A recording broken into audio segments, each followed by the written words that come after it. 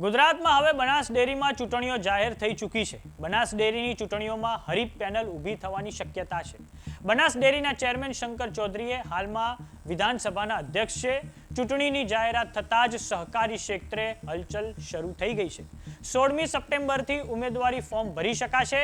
આ ચૂંટણીઓના પરિણામ 11મી ઓક્ટોબરના રોજ જાહેર કરવામાં આવશે। બનાસ ડેરીના 16 ડિરેક્ટર પદો માટે મતદાન યોજાવા જઈ રહ્યું છે। નમસ્કાર, જમાવટ સાથે હું છું પાર્થ।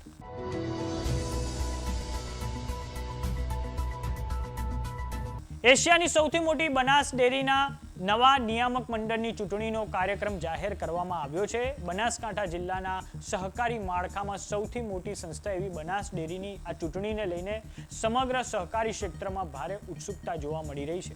આ ચૂંટણીમાં નવા બોર્ડ ઓફ ડિરેક્ટર્સની પસંદગી કરવામાં આવશે, જે આગામી 5 વર્ષ માટે ડેરીનું સંચાલન કરશે। વાત કરીએ બનાસ ડેરીના ચૂંટણી કાર્યક્રમની, તો 16મી સપ્ટેમ્બરથી ઉમેદવારી ફોર્મ ભરી શકાશે।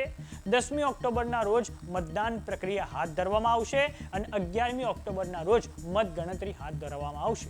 ઉમેદવારો 22મી સપ્ટેમ્બર સુધી પોતાનો ઉમેદવારી ફોર્મ ભરી શકશે। 29મી સપ્ટેમ્બર સુધીમાં પોતાની ઉમેદવારી પાછી ખેંચવાની તક આપવામાં આવશે। હાલમાં બનાસ ડેરીના ચેરમેન શંકર ચૌધરી એ ગુજરાત વિધાનસભાના અધ્યક્ષ પદે કાર્યરત છે। ડેરીના 16 ડિરેક્ટર પદો માટે મતદાન યોજાવા જઈ રહ્યું છે। બનાસ ડેરીની ચૂંટણી હંમેશાથી ખેડૂતો અને પશુપાલકો માટે એક મહત્વપૂર્ણ ઘટના રહી છે।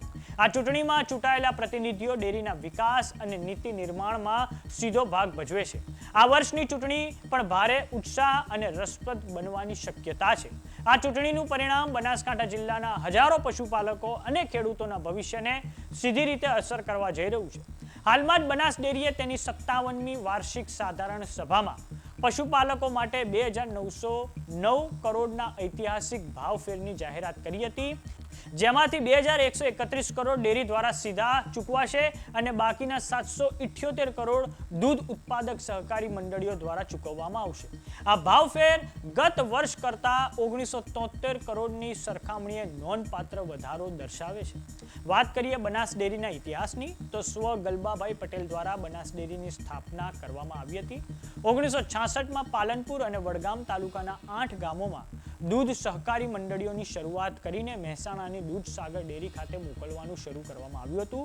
1969માં બનાસકાંઠા જિલ્લા સહકારી દૂધ ઉત્પાદક સંઘ લિમિટેડનું સહકારી કાયદા હેઠળ રજીસ્ટ્રેશન થયું, જેને આપણે આજે બનાસ ડેરી તરીકે ઓળખીએ છીએ। 1971માં નેશનલ ડેરી ડેવલપમેન્ટ બોર્ડ દ્વારા બનાસ ડેરી પ્લાન્ટનો શિલાન્યાસ જગાણા નજીક 122 એકર જમીનમાં કરવામાં આવ્યો હતો।